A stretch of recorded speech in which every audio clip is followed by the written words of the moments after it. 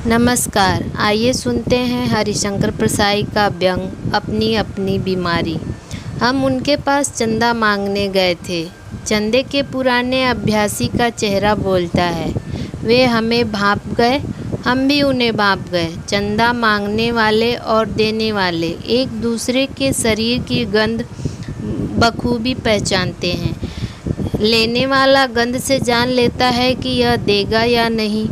देने वाला भी मांगने वाले के शरीर की गंध से समझ लेता है यह बिना लिए टल जाएगा नहीं। हमें बैठते ही समझ में आ गया कि ये नहीं देंगे। वे भी शायद समझ गई कि ये टल जाएंगे। फिर भी हम दोनों पक्षों को अपना अपना कर्तव्य तो निभाना था। हमने प्रार्थना की तो वे बोले, आपको चंदे की पड़ी है, हम तो टैक्सों के मारे मर रहे हैं। सोचो यह टैक्स की बीमारी कैसी होती है। बीमारियां बहुत देखी हैं, निमोनिया, कालरा, कैंसर, जिनसे लोग मरते हैं, मगर यह टैक्स की कैसी बीमारी है जिससे वे मर रहे थे। वे पूरी तरह से स्वस्थ और प्रसन्न थे। तो क्या इस बीमारी में मज़ा आता है? यह अच्छी लगती है जिससे बीमार तगड़ा हो जाता है। इस बीमारी से मरने में कैसा लगता होगा? अजीब रोग है यह। चिकित्सा विज्ञान में इसका कोई इलाज नहीं।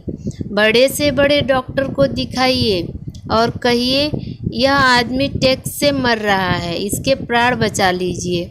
वह कहेगा इसका हमारे पास कोई इलाज नहीं है, लेकिन इसके भी इलाज करने वाले होते हैं, मगर वे पैथोलॉजी या होम्योपैथी पढ़े नहीं होते।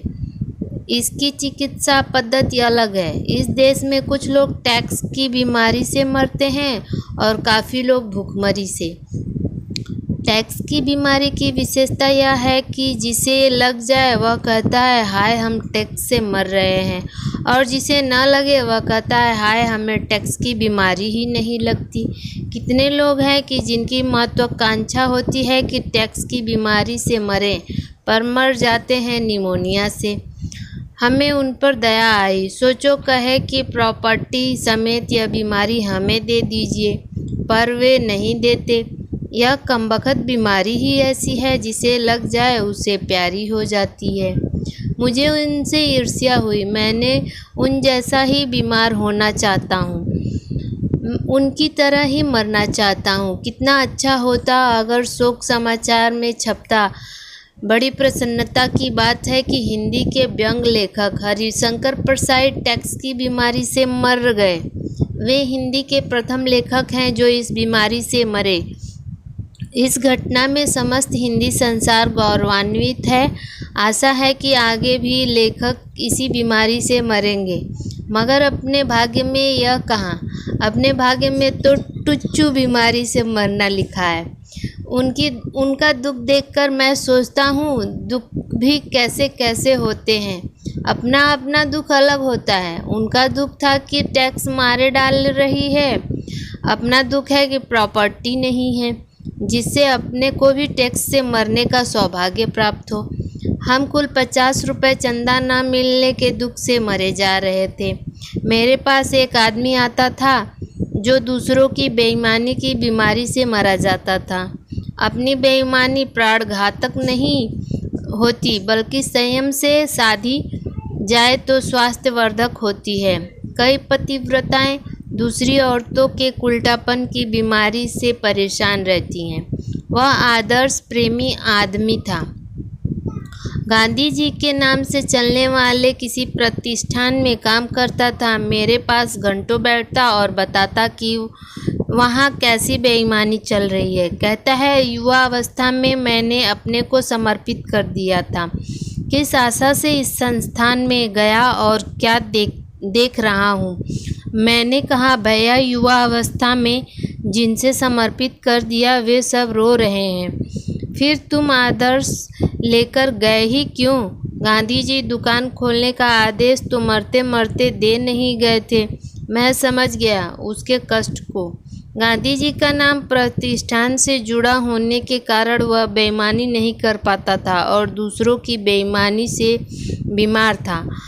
अगर प्रतिष्ठान का नाम कुछ और हो जाता तो वह भी औरों जैसा करता और स्वस्थ रहता, मगर गांधी जी ने उसकी ज़िंदगी बर्बाद की थी। गांधी जी विनोबा जैसे की ज़िंदगी बर्बाद कर गए। बड़े बड़े दुख हैं। मैं बैठा हूँ, मेरे साथ 2-3 बंधु बैठे हैं।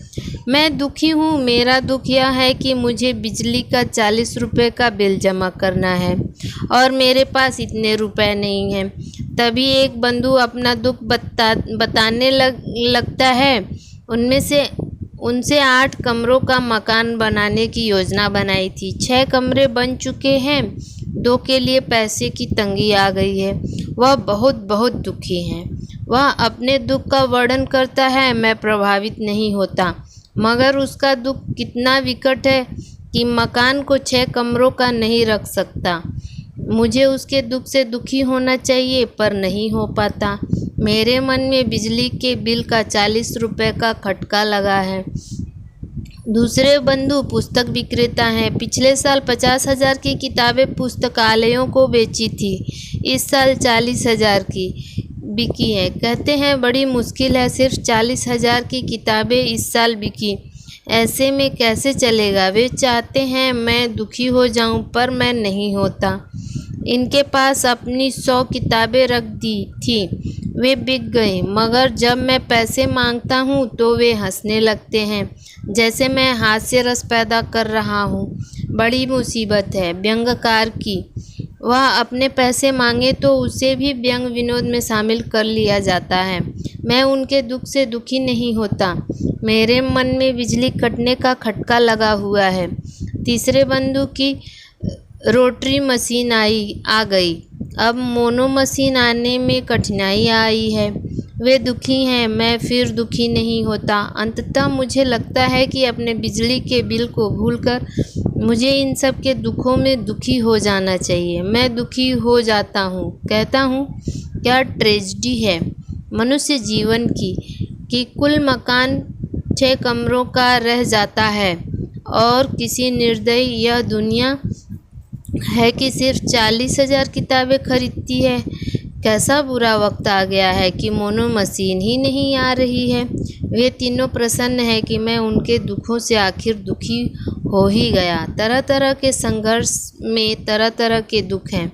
एक जीवित रहने का संघर्ष है और एक संघर्ष संपन्नता का है। एक न्यूनतम जीवन स्तर का न कर पाने का दुख है। एक पर्याप्त संपन्नता न होने का दुख है। ऐसे में कोई अपने टुच्चे दुखों को लेकर कैसे बैठे? मेरे मन में फिर वही लालसा उठती है कि वे सज्जन प्रॉपर्टी समेत अपने टैक्सों की बीमारी मुझे दे दें और मैं उनसे मर जाऊं, मगर वे मुझे यह चांस नहीं देंगे। वे प्रॉपर्टी छोड़ेंगे न बीमारी, और मुझे अंततः किसी ओछी बीमारी से ही मरना होगा। धन्यवाद। मेरी कहानी पसंद आई हो तो वीडियो को लाइक और चैनल को सब्सक्राइब कीजिए।